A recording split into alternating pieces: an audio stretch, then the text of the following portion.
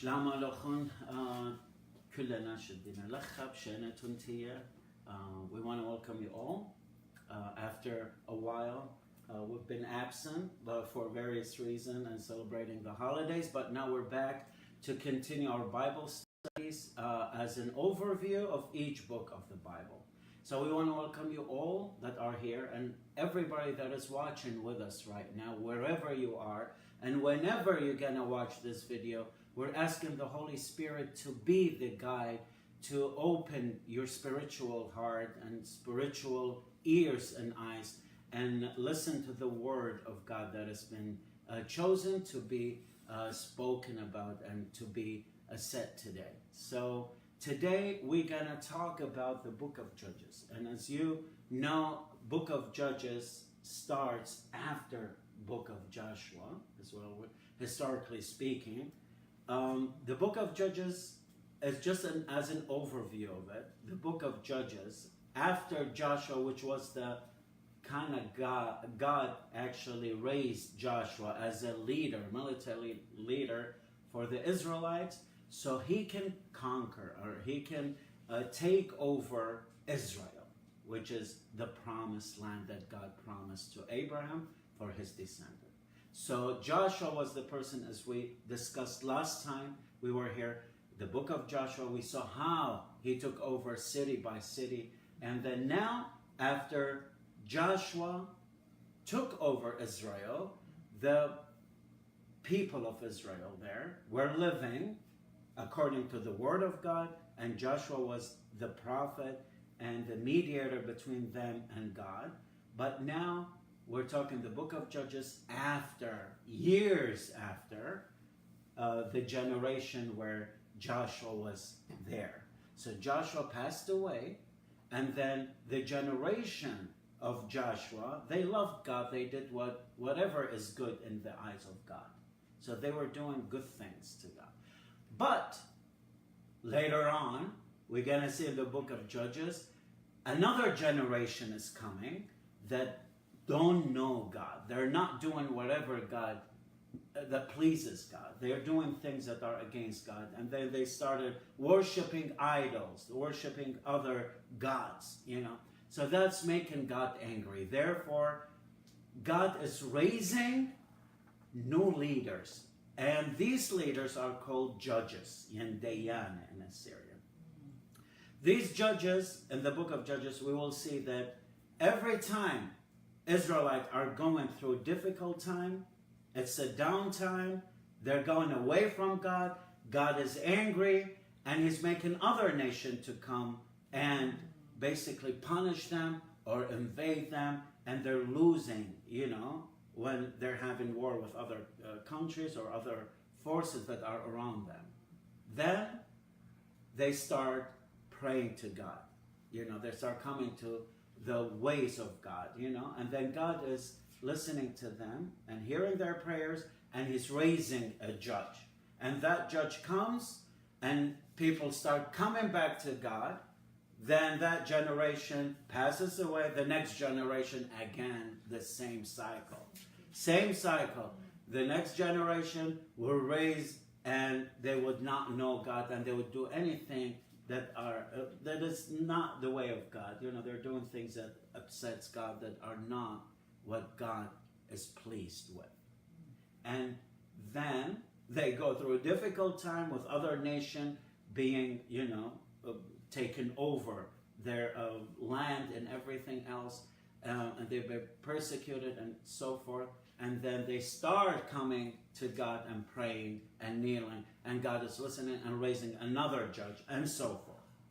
So, as we said from day one, our goal with these Bible studies is to give you an overview, to give you something good within these chapters, so it would make you wonder what are the other parts of this book, part two, because we cannot discuss the whole book in 1 hour. It's not going to be, possible. But we're going to do some highlights, some important stories about these judges, and we're going to talk about some judges that are mentioned in the book of Hebrews, We know book of Hebrews, some say that Paul wrote it, and some of them says no, it's somebody else. But in the book of Hebrews, there's a chapter, some verses that Paul is saying about the champions of faith. And some of the champions of faith are two names that are mentioned from the judges. It's the name of Gideon, Gideon, and then Samson, Shimshon. These two judges were, that Paul is mentioning them. So I thought we're going to talk about the life of these two among all judges. But just to tell you about, there's a lot of judges that are raised, and the first one is the brother of Caleb. Caleb was the one that was with Joshua, that Moses sent him to explore Jericho. If you remember in the book of Exodus, at the end of it, Caleb and Joshua went and they spied on the land to see how much power in Jericho is there. They have how much army and stuff like that. So Caleb, his brother, was one of the judges. And another judge that we want to mention, so you know, one of the judges, not all of them were male, one of them was a female judge. So from that time, God is showing us He doesn't differentiate. Like as we say all the time, in Jesus, as Paul said, in Christ, there is no master or servant. There is no female and male. We are all one in Christ, right? So we see that God gave that power of being a judge. He selected a judge. Her name was Deborah. And in Assyrian, we call her Deborah. Deborah, Deborah, she was one of the judges, and she led the Israelites through some victories over other, nations that were surrounding them, right? So among those judges, there's a lot of them, but as I said, we're going to select two of them, which are, first is Gideon, and the other one is Samson. But we're going to talk about Gideon. Why? Because Gideon, the story of Gideon is very, very, very nice for us. Why? We're going to discuss that why. Gideon, at the time of Gideon, again, Israelites were going away from God. They were doing things against God's will. So God was punishing them by letting other nation controlling them. At this time, it was the Medians that were taken over, and the Palestinians as well. They were kind of empowered at the time to take over and rule over Israel by the God's will. Was God's will. God let that happen. He could have stopped it, but because the people of Israel were not seeking God's will, and that's what happened to them. Okay? So at that time, where Medians were kind of overruling the land where Israelites were living. So all people of Israel were at fear of Medians. They were scared because what they used to do, they will raid the areas where Israelites were living. If they had any crops, any things, any fields that had brought fruits or whatever, and they would come and steal everything and go away, right? Why I'm telling you that? Because if we listen to the story of Gideon, who was chosen by God to become a leader, a judge, to lead the Israelites against these other nations. As I said at the time, everybody in Israel were probably away from God. Probably sometimes ourselves we wonder at this time, we say, where is God? God does these miracles we hear about ancestors, probably back in our homeland. There's so many miracles that happen. But where is God now? People at that time and Gideon were wondering the same thing because they heard what God did to Israel to get him out of Egypt and all the miracles that he performs, even in Jericho and other places, the miracle that he did because he was with the Israelites. So people at that time, including Gideons, were wondering, where's God? why he's letting us right now be weak, and other nations are ruling over us and taking, and making us live in fear. So the story of Gideon starts that the angel of the Lord is appearing to Gideon. But where was he? Gideon was in hiding. He was hiding in the wine press, because he was in the wine press and preparing whatever they had and food. He was preparing it and hiding it, and he was in hiding in fear of Midians. And you know what the Lord angel is telling him? Peace be with you, you great man of valor. You're a great man of valor. And he's in hiding and wondering, me? So that's why we're going to take the story of Gideon's and talk about what kind of people God uses. And it's very important. And I think it's an important question to us.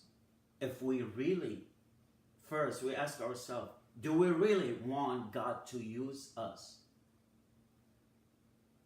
What kind of people God is looking for to use them so he can wear them as clothes? You know how we wear clothes, or on a mannequin we put some clothes? God.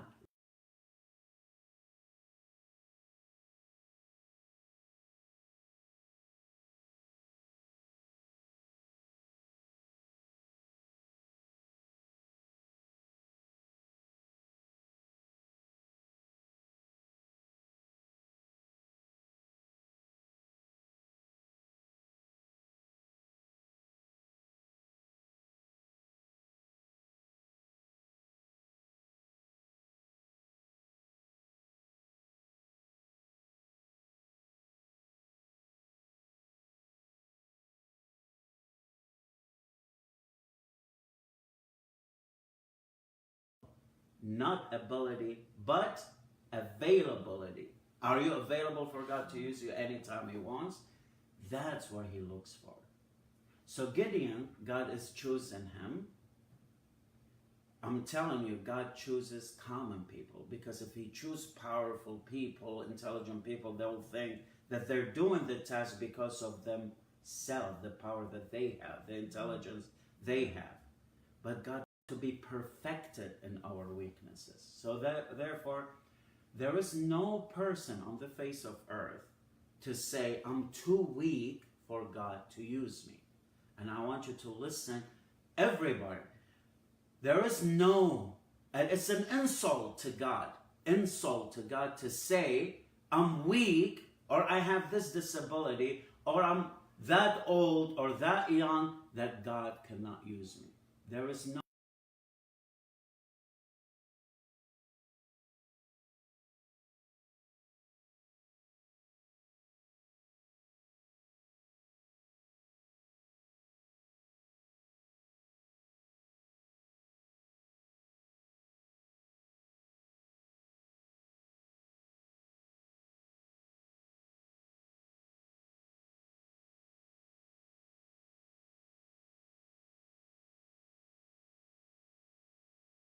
angel. Why me? First of all, from Manasseh, from the tribe of Manasseh, which is one of the least tribe in Israelites.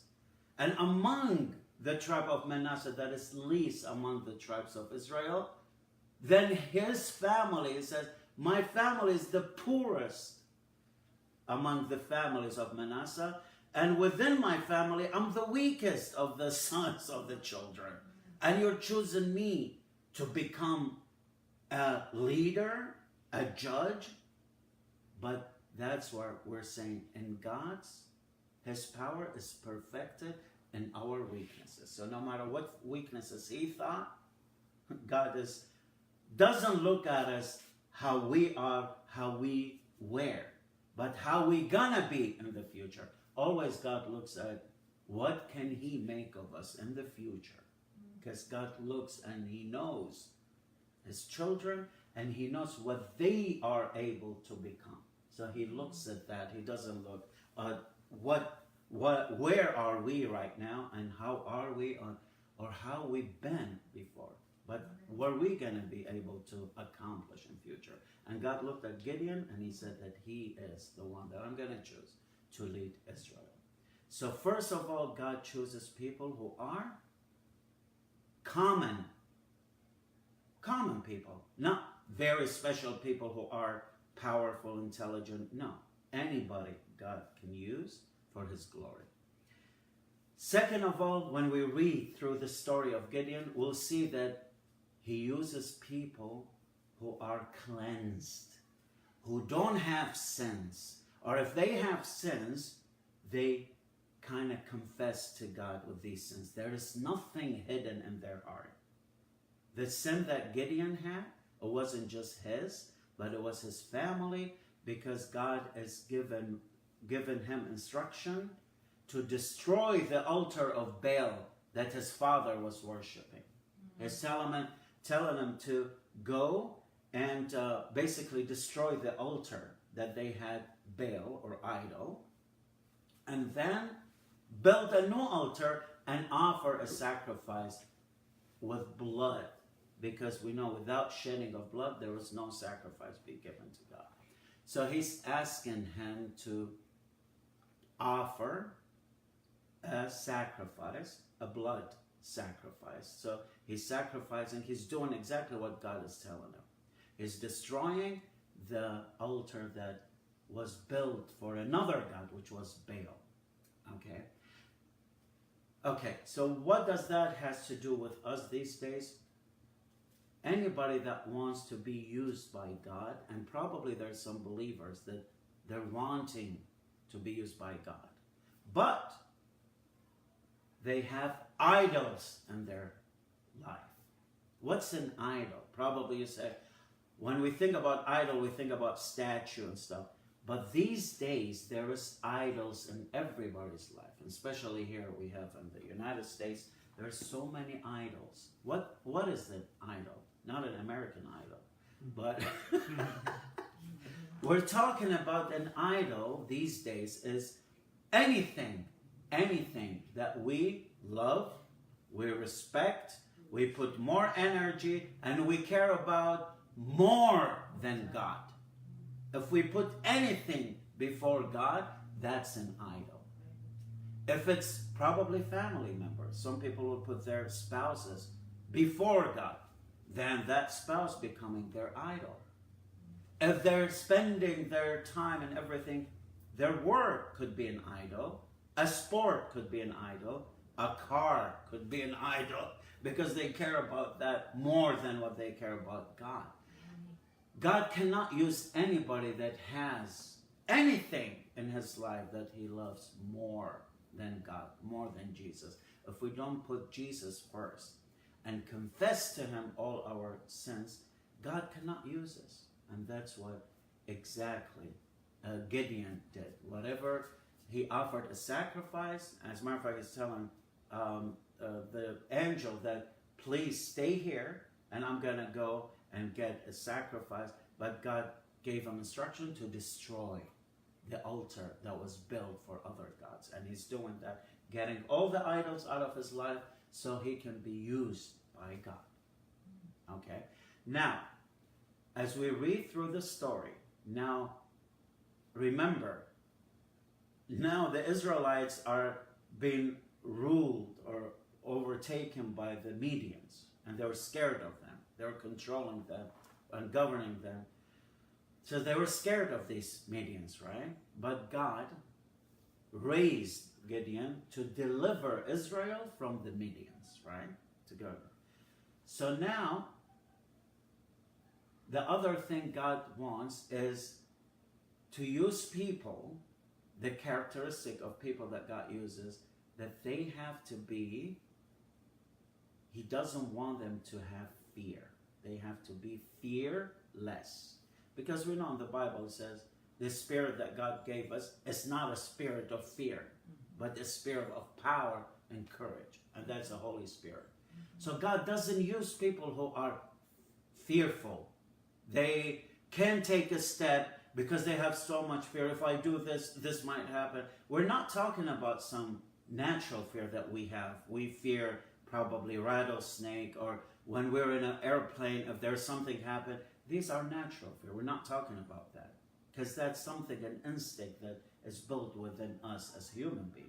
But we're talking about some decision making and then there will be fear in our heart.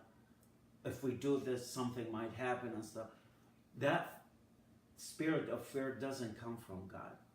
So anybody that have that spirit of fear, they have to pray from all their heart for God to take that spirit of fear from them and let the Holy Spirit in control, the spirit that gives the power and courage.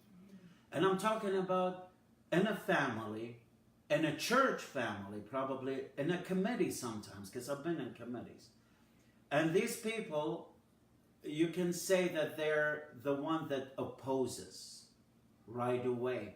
When we are thinking of probably a project that will be really good for God, and God put it, let's say, in my heart, and I'm presented it to the committee of a church or even at home, there will be some people that have that spirit of fear, and they would put out that idea. They'll give any reason or hundreds of reasons why we cannot do that.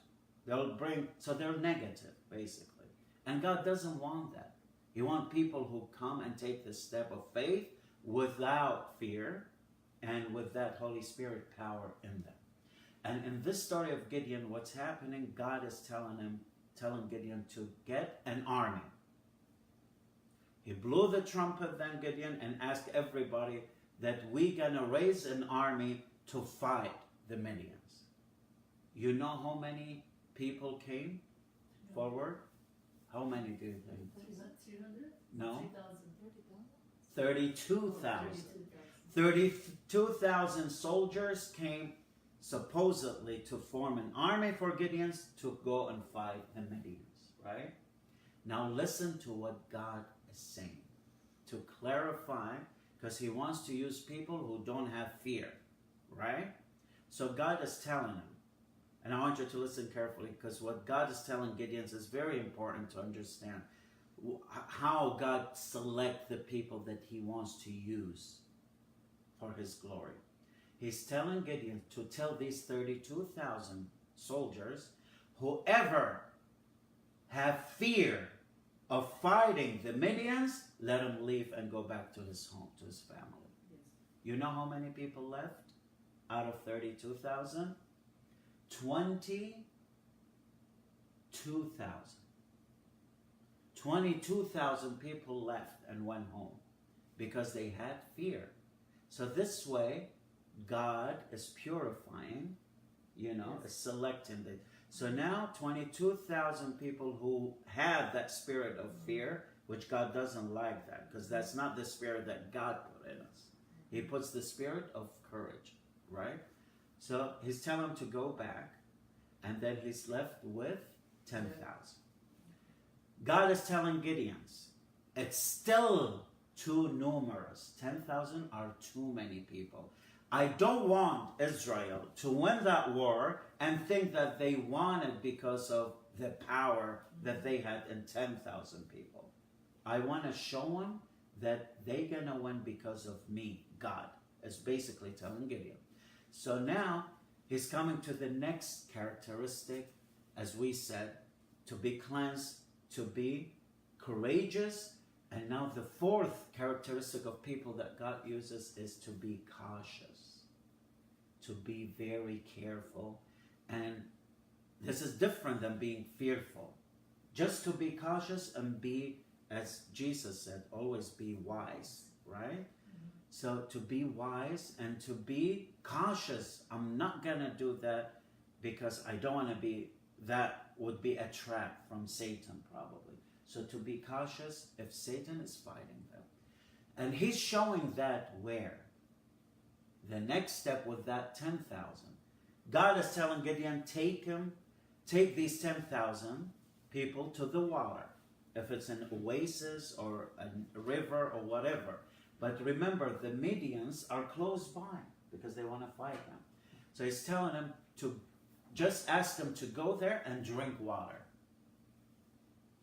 So these people were two kinds. And God told Gideon's, whoever is kneeling and with his tongue is just sipping water out of the river, these are people who don't care, who are not cautious. They don't care about the enemy being there. So they're not watching around, or they're not very careful. So all these will go away. But the other ones who kneeled and just with their hand they took water, and while they're watching and around, said these are the people who are cautious. So you're going to keep these people, which were, how many? You said it, 300 people. So he ended up with only 300. He started with 32,000 soldiers. But now he's ended up with 300 people. And now God is kind of selecting between being cautious and not cautious. And honestly, within these days, that's the same thing. God wants us to be very cautious about the teachings that are surrounding us. A lot of people, and Jesus already told us 2,000 years ago that there will be some false prophets, right? And they'll come to you with wearing sheep clothes, but inside they're what? They're wolves, right? So be careful. And there's a lot of foreign teachings right now. We have to be cautious. We have to be cautious because the other thing is this sins that are around us. Nobody goes roaring into the sin. They go slowly, right? The devil tried to bring them very slowly, step by step. He's going to bring them. So that's why we have to be conscious about any step that we take that might lead us into eventually sinning and falling short of the glory of God, because we don't want to do that. So we have to be careful and watchful, and that's what kind of people God wants to use. Amen? What was the last thing? The last thing is confidence. People that God wants to use, they have to be confident. I'm confident, not by myself, but I'm confident in God who's in me. By His power, I'm going to do this task. So I have to be confident. Now, Gideon's, as I said, he was a weak person. Remember when the angel appeared to him? But now, God trying to build his confidence. He's telling him to do something. Because Gideon still had doubts, like if he can lead with 300, how can I defend or, defeat the Medians, which were thousands probably, right? So what happened, he is telling, God is telling Gideon's, this is what you're going to do. You're going to take a friend, a buddy with you. And I want you to go down to camp of Midians. The camp of Midians, which were the enemy camp, right? He's telling Gideon, you're going to take a friend with you, a buddy, and you're going to go down there, and I want you to hear what they're saying in the camp so you can have confidence. And you know what's happening there? Gideon's and another guy going there to the military camp, to the camp of the Midians, and by one tent, he's listening to a conversation between two Midianites. These two are talking to each other. One of them is saying, I saw a dream. And in my dream, I saw a bread made of barley, a barley bread, which was, barley bread is the least among all bread. It's not very expensive. It's not whole wheat bread and so forth. So he said, I saw a barley bread rolling down from the hill. And it's rolling down, it's just a bread. But when it hits our tent, the tents were collapsing and crashing. So the other guy said, you know what's the explanation of your dream? That barley bread is Gideon. So when Gideon heard him, it's like, oh my God, they're scared of me. They even mentioned my name, like that barley bread. They're resembling me as a barley bread because he was weak and, poor and everything. but he's so powerful that he can demolish all these camp in the camp. So he knew that God was with him. He got that confident, and guess what? Gideon's coming back to Israelites and tell them, those 300, take heart, because God delivered Midians into our hand, because he knew, he had the confidence, and God showed him what the conversation was going on there. And they were so melting in fear. Their heart were melted in fear, and that's why it was so easy for them, because the power of God was with these 300, led by Gideon, and they took over Midians, and they delivered Israel from the Midianites. So with this story of Gideon, we're learning God doesn't wait for somebody to have certain ability, or to have certain degree, or to have certain amount of money, or certain beauty, whatever, to use him. No. God can use anybody, anytime, because his power always is perfected in our weaknesses. Amen? So that was one of the great judges. And now, where do you find the name Gideon? Exactly. Right? Where? Wherever you go, there's a Gideon Ministries that was, this Gideon started, and they used this name of Gideon because of how powerful, from weakness he became so powerful, and everything by the power of God. So that Gideon Ministry is one of the largest Bible ministry distributing Bible. So now if you go to any hotel, you'll see a Gideon Bible. Hospitals have it too. Yeah, hospitals everywhere. They distribute Bibles all over the world. And that name is from the book of Judges, Gideon, because of this story that I just told you. Amen? So now, this Gideon from weakness is becoming very strong right there, a leader. The other judge we got to talk about is Samson, and everybody knows Samson and Delilah's story. Yes. Samson was one of the judges who started as a powerful person and everything, and downhill after that. And we're going to talk about that. What is the cost when you live low? Of low living, what is the cost? So Samson, at the time, he was one of the judges again. At the time, the generation where parents of Samson were living, people were kind of drifting away from God and not doing God's will. And through prayers, God is answering their prayers. And he's coming, an angel coming to Samson's mother, actually, and telling her that you're going to have a baby. And that baby will be very powerful, and God chose him. He's going to be Nazarite. Nzira in Assyrian that we see. Who was Nzira? The late Mardincha was Nzira, because his mom asked for, she wanted to dedicate him to the Lord, before even she became pregnant. So she stopped eating. When she was pregnant, she stopped eating, anything that comes from animal product. No animal product, no wine, no nothing. And then she dedicated her son. That's the word Nazarite is. The Nazarites were people who were set apart for God. And Samson was one of them. He was set apart from God from his mother's womb. And the angel told the mother that you're not going to drink anything that comes from the vine, You're not going to drink wine, and no razor would touch his hair. So his hair will start growing, and no razor, they will never cut his hair. And that's a Nazarite. And Samson was like that.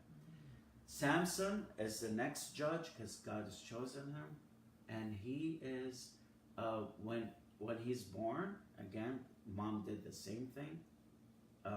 She didn't drink wine, and she didn't let him drink wine, and his hair was, never cut. No razor touched his hair. But when we look at the story of Samson, how we're doing on time? Okay, good. So Samson, his story is a sad story because he went from hero to zero. You know, that's the opposite of Gideon that we talked about, right? He went from zero to hero. But it's a good contrast between these two lives because Samson, God gave him that power. He had a power, it's amazing power, you know. And then what he's doing there, he's doing something that he shouldn't be doing. For people who are selected to do God's work, he did some things that he was not supposed to do. The story of Samson is telling us these things. So the first thing that he did was not honoring his parents. He didn't honor his parents. How? Because the story says that Samson went to Palestine and he's finding a beautiful woman, Palestinian, and he's coming to his parents and telling them, I want to marry this woman who's Palestinian. She's not Israelites. She's not one of the Jewish people, right? So his parents are very sad about this, and they're telling him, you could do better.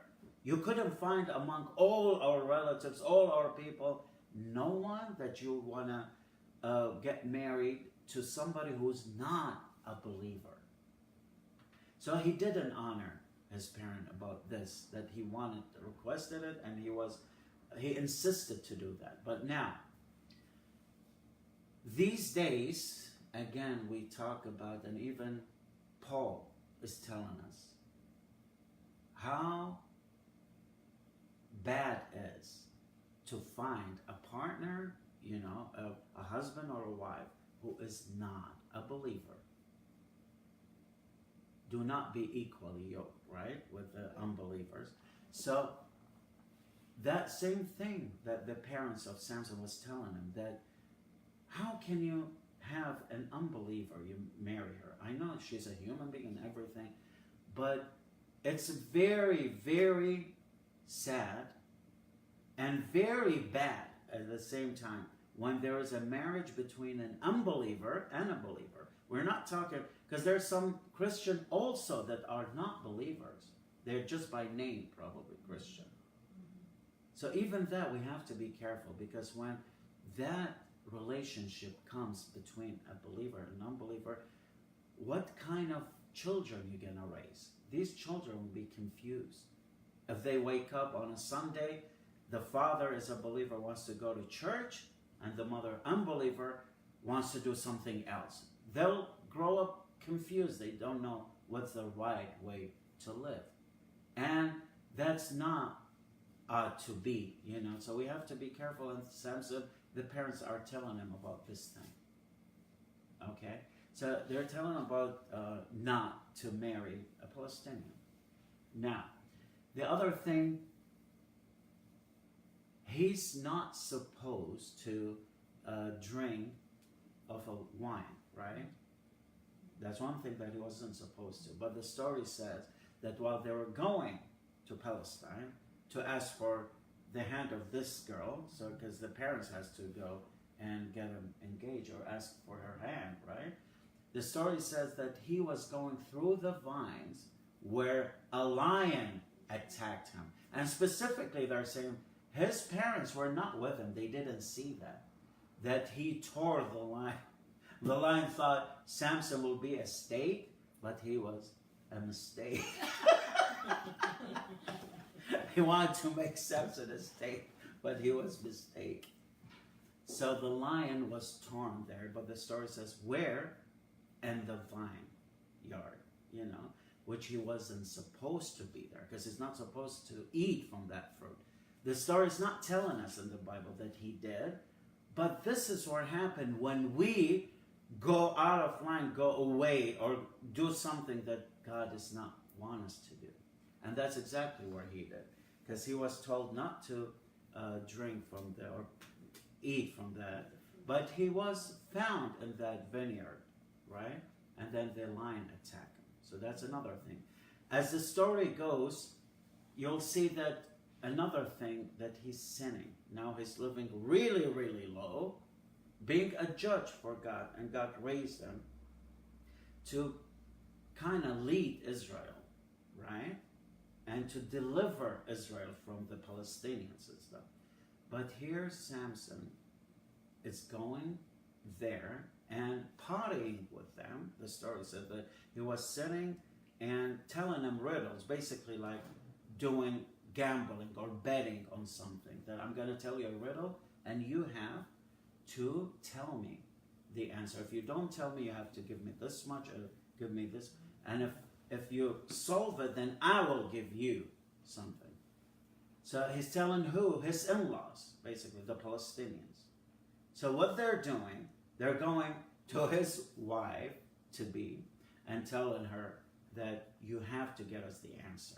Why did you bring this guy here? Now he's given us this riddle, and then he's going to take everything that we have because we're not solving the riddle. So she is begging Samson to tell her what that riddle means. And he's telling her. And he said something about that lion because he tore the lion's jaw. And when he came later on, after a few days, he saw that lion jaw, there were the bees, that a honeycomb was there in his mouth. So he did a riddle about, in the mouth of lion, there is still something sweet coming out or something. So that was the riddle. So he told his wife what that meant. It was basically a honeycomb in the mouth of the lion that was dead. She told her brother and whoever, and they told him. So he was supposed to bring them 30 something. I can't remember. This is why you guys have to read this story. But he had to bring 30 or something. So he's killing 30 people, Palestinians, and taking their, possession and bringing them to these people because they solved the riddle, right? So that's another thing, a mistake he's doing. He's mingling and everything with people that God raised Samson to deliver them from these Palestinians. And now he's becoming friend and doing these things with them. Now, what does the name Samson means? Think of Assyrian, Shimshon. You know what does his name means? Shimsha, or sunshine. Sunshine. So his mom called them sunshine, Shimshon, or Samson, right? So that's what Samson means, sunshine. So Samson was a sunshine. He was supposed to be a sunshine for now. He's on his way down and down and down. So now definitely he's breaking up with this Palestinian girl, but now he's going and having some relationship, sexual relationship with harlots, with prostitutes. And at one occasion, they're learning that he's with one harlot and that they're trying to attack him, but they can't because he was so strong. But the other harlot, that he's actually sleeping with her and having sexual relation with her, being very intimate with her, and basically sinning. And that's when really the power of God left him. And the second harlot that he's meeting is Delilah. And now this Delilah, he loved her, and again, the Bible says that at this time now, Samson is within this relationship and that son, and now they're trying to figure how to capture him. So her people, Delilah's people, are telling her, you have to let us know what is his weakness. He's so powerful, but he has to have some weakness. How can we get him to be weak so we can capture him? She's asking him, and he's telling her first a lie. He's telling her if you can read it in the Bible, you'll see it. He's telling her first, if they tie me with these kind of strings and stuff, I will be weak. I cannot move. So she's doing that while he's asleep, and she's then yelling, Samson, the Philistine is upon you, to see if he's going to get up and be strong or stay weak or not. But when he's hearing that, he's kind of getting up and breaking all the chains and being free. Then Delilah saying, okay, so you lied to me. You're not weak with these. We cannot be weakened by these things. You're not trusting me. And she's begging him. He's telling her something else. And that something else also was a lie. So again, she's trying him, and then she's seeing that he's lying to her. Then again, she's begging him, crying, and telling him that you don't love me. Now that Samson, who slain thousands of people one time with the jaw of a donkey, he slain a lot of people, he killed in thousands. But now he's weak in front of a woman that is asking him, what's your weakness? With the tears of this woman. And that cost him a lot, because he told her exactly how he can be captured, how he can be weakened by cutting his hair. He said, my power is in my hair. If you cut him, that's it. I'm not going to have power. And that's exactly what she did while he was asleep. And then they came, Palestine, and captured him. Okay? That was a trap, and they captured him. Now, the first thing they did, the sunshine now became blind because they took his eyeballs out. So he couldn't see Samson. And then, this is the cost of low living. Then they make him to be like an animal, to grind wheats. You know, they grind wheats with, they use a donkey or animals to kind of rotate that grinder, right? But they used him to do that, to grind the wheat. So they treated him as an animal. Then they laughed at him. This is Samson, who was raised by Almighty God, but our God is stronger, and we captured him. This is what they were celebrating and drinking. And, you know, those are the Palestinians who captured them. They were laughing at him. And that's exactly what Satan does. And people who advocate for Satan, they laugh at us, at people who are Christian, and they fall in different ways of sins. And they live low life, and they end up like that, Samson, being like an animal, treated like an animal. So they were laughing at him, and then at last the story says, everybody was gathered there. Samson prayed to God and asked him for one last thing, to just restore his power. Give him that power that he had. One more last time, that's it. For one time only, just give me that power. And God gave him that power, and he was like standing by some of the pillars who were holding that building that we're in, and thousands of people were gathered in there. So he broke these pillars with his power, and then the whole building came tumbling down and killed thousands of people. So he killed more people at his death, more than people that he killed when he was alive. And that was the story of one of the judges, which was Samson. How he started as a hero and he ended up as a zero. And the product of us being like anybody that's slowly being trapped, you know, by Satan's traps. And that's why slowly and slowly he drifts us away. He doesn't bring us all the way to the sin directly. We don't go roaring into sin, but slowly, slowly, he takes us away. And that's what he did with Samson. So with these two judges, we learned a lot about how God uses what kind of people. And I encourage you to read about the other judges, and you'll see it's very stunning. I always remember the first time I read Book of Judges, I was so hurt, and I felt so hurt about God, like how he dealt with these people. Like every time he raised a judge and everything, it's good, and they came back to God. Then they gave another generation, again they went back doing the same thing. You're like, are you kidding me? Again? I was like, this reaction.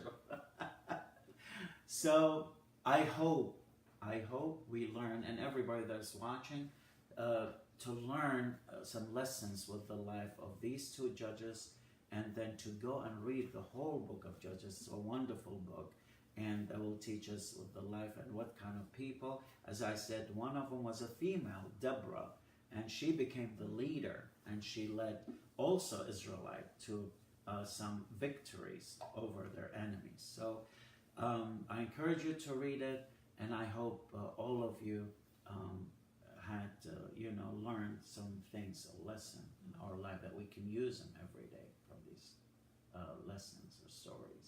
Any questions or concerns? There's no question, but some people, they think that we shouldn't ask God to do something for us. But Jetman, he did the same thing when he was like a doubting about the power of God. He was choosing. What we can say to those people when they bring this example? For example, Like when he was like, he said, okay, if you choose me, do this, and then God did that. If you choose me, do that. like ultimatum, like something. Okay, if you do something is different, that is difficult to be. So remember, even Moses did that. It wasn't direct. He said, "How can I do this?" And God showed him, "Okay, look, I'm gonna show you some miracles, so you understand that." And he did the same thing to build his confidence. Is that what you're asking, or? No, see, can we ask God? Oh, if you want me to do this, okay, you do this, and I do this. Oh no! This is like we're bargaining, and we can bargain with God. And a lot of people are doing that. It's very sad, and especially in prayers or doing something to God, and they'll say, "Okay, I'm gonna go and feed the hungry, but I want you in return to heal my such and." You can't bargain with God like that. So whatever God did for us is enough for us to be thankful and work for God and do everything without asking for anything in return. So that's why, because God knows what are the desires of our heart and what is good for us. So when we do anything for Him, we should do it freely from all our heart, with passion, and with thankfulness for what He did for us. Not to expect. If we expect something in return, it's not going to be good. Because God doesn't like that. Imagine all what He did for us, and He gave us His grace, which is eternal life. And we still wanna, I'll do this for you, but you do this for me.